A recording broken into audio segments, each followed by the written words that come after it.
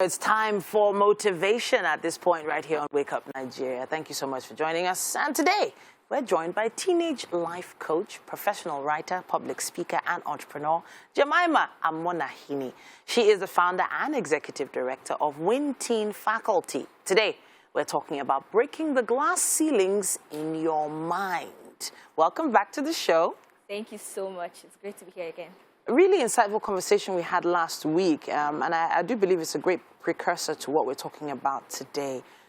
Glass ceilings, in my opinion, have often been used to make reference to issues women are having in different areas, especially when it comes to work and progressing in their careers.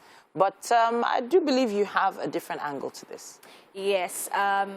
Just like you said, glass ceilings are limitations that women usually encounter, especially in career and business. Okay. But I want to talk about glass ceiling on the broader spectrum, because I believe that everyone has a glass ceiling. Okay. So glass ceiling is a metaphor that represents the limitations we have in our minds, those invisible barriers that stops us from going for our dreams, for reaching for our goals, right? Okay. And sometimes these barriers or these glass ceilings are given to us by society, and then sometimes are just internalized by us, those moments when we feel we can't go beyond the status quo where we presently are, and then we limit ourselves. So that's really what glass ceilings are. So where do these glass ceilings originate from? How did they get put there? Or are they just something people grow up with, or are they really just a figment of imagination? Glass ceilings are their limitations, right? And just like I said, right, the topic says that it exists in your mind.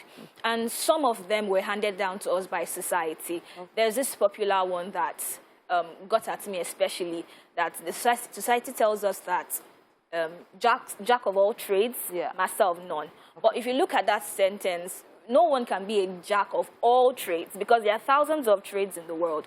But when you hear jack of all trades, it's people who are being addressed as jacks of all trades, are people who society feels they are doing too much. And when you hear jack of all trades, you are tempted to limit yourself and feel, oh, despite my potentials, my numerous expressions, you keep yourself in a box just because you don't want to be named or labeled as a jack of all trades. And then there are some that we internalize, and these internalized glass ceilings are the ones that come when we are met with something we've never done before. Okay. And then we say, I can't, or I don't think this is possible.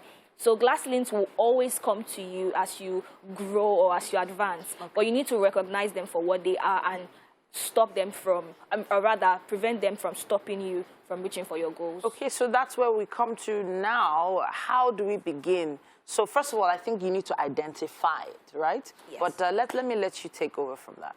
Okay, so to break your glass ceilings, I'd say that you do not look at your glass ceilings, you do not stare at your glass ceilings, but you ride on your glass ceilings. And RIDE is an acronym for recognize, invest, define, and expose. So the first thing you do is to recognize your glass ceiling.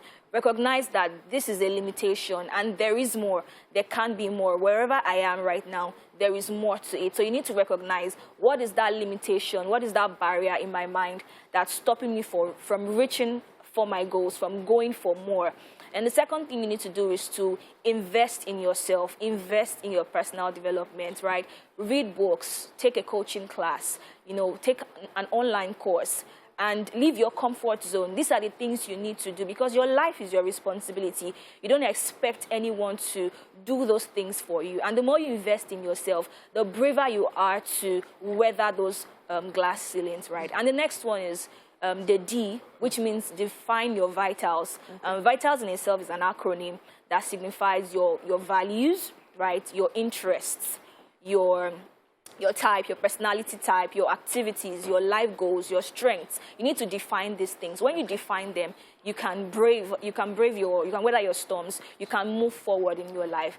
And the last one is exposure, right? Expose yourself. I think one of the issues we have with young people, right, is that we do not expose ourselves to the right community. Most times, I feel like when you find yourself in a community that forces you to be in a box or tells you to stay within the norm, there's this temptation to, of course, conform. But you need to come to that place where you say, oh no, I need to expose myself. I am beyond this. Find yourself in the right rooms. Take yourself to the right communities. Place yourself in the paths of those that can mentor you and take you to where you are going to.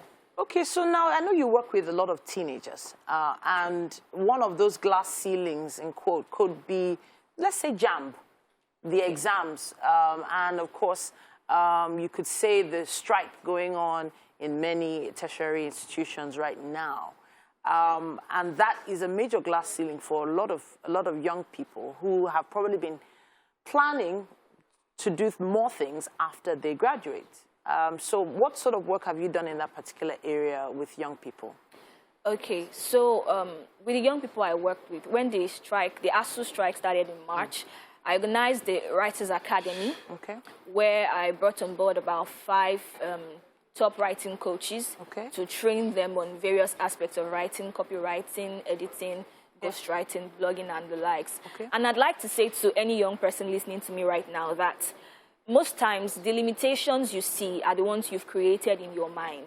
Right? Napoleon Hill said something about that. He said that there are really no limitations except those that we created by ourselves. And most of the time, when you find yourself in a situation where there's a glass ceiling, it's usually because you're faced with a fear. But fear doesn't have to be an enemy. Fear can be something that propels you. So you have JAMB or you have the ASU strike. The first thing you need to do is recognize the opportunities that surround you. There are lots of opportunities. This is a moment where you can take a soft skill course. You can do something, you can read books, you can get better. Whatever course you're studying in school, if it's on hold, your life doesn't have to be on hold. What are the skills that you can learn at this particular point in time? You don't have to be complacent. You don't have to expect so much from the government because really all that you need is already within you. If you keep looking out, you won't find them. But if you look within, you'll find your strengths and you'll see those things that can help you become a better person.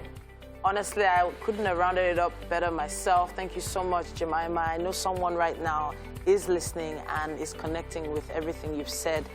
And I think that message was for someone in particular right now. If you have connected with this particular message today, why not send us a comment or two online. Use our hashtag WakeUpNigeria on TVC. We can't wait to see those. And of course, your questions if you need assistance with it. Thank you so much, Jemimah. We're going to be taking a quick break, but there's still so much more on Wake Up Nigeria.